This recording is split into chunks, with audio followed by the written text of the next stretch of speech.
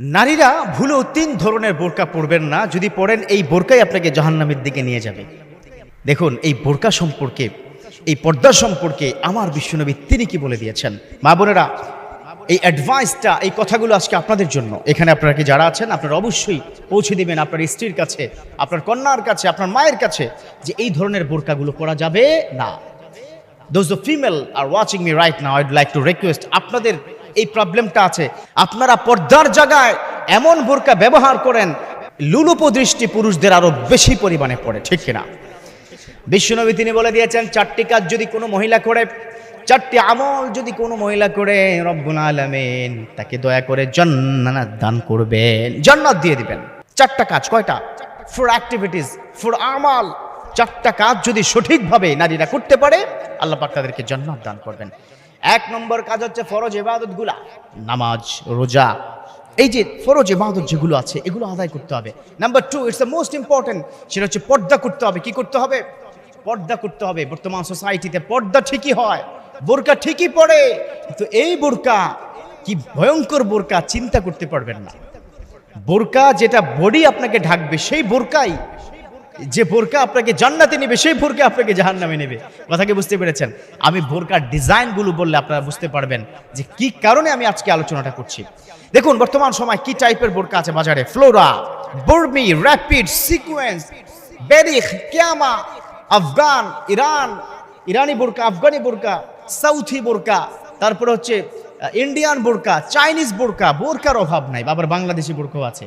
এই ধরনের বিভিন্ন স্টাইলিস্ট বোরকা একজন নারীকে অন্য পুরুষের কাছে মোহনীয় করে তোলে, সিডিউস হয়ে যায়, ঠিক কিনা?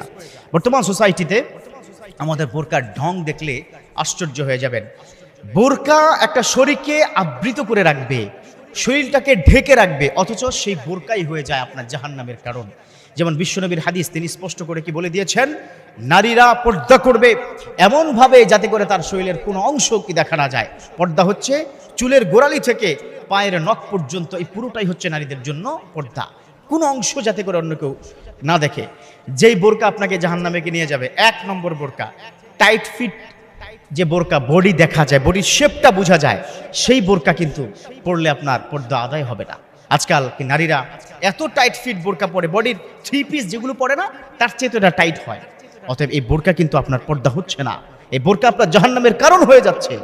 তারপরে দেখবেন এই মাথার মধ্যে বিভিন্ন স্টাইলের ফুল টুল দিয়ে মানে একাকার করে ফেলে, মানুষের আকর্ষণটা আরো বেড়ে যায়।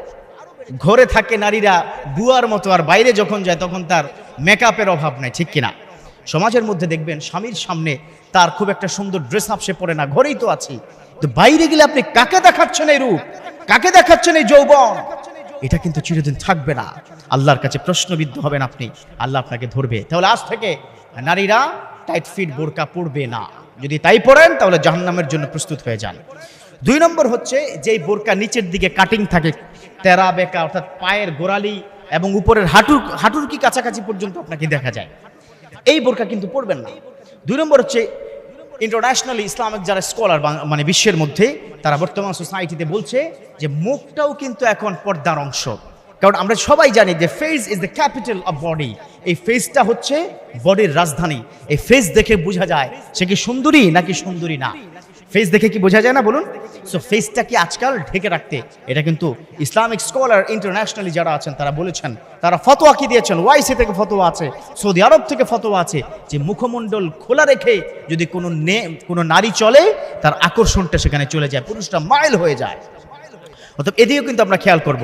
3 নম্বর হচ্ছে এমন বোরকা পরা যেই বোরকা একদম ঝিকঝাক চিকচিক করে, সিল্কি টাইপের বোরকা, বাইরে গেলে সূর্যের আলোতে প্রচুর পরিমাণ ঝকঝক চকচক করে যে বোরকাটা, সেই বোরকা আপনার পরবেন না।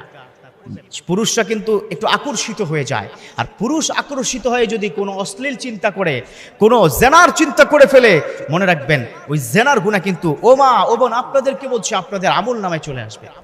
So be careful, don't do that. 3টি বিষয়। 1 নম্বর, টাইট ফিট বোরকা পরা যাবে না।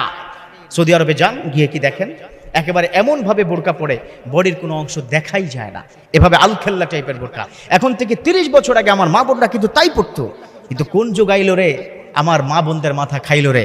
সো এই বিষয়ে বি কেয়ারফুল, এটা করা যাবে না। 2, আপনার বোরকার নিচ দিয়ে কাটিং ফাটিং করে মুখ খোলা রেখে যে বোরকা পরা হয় সে বোরকায় পর্দা হয় না।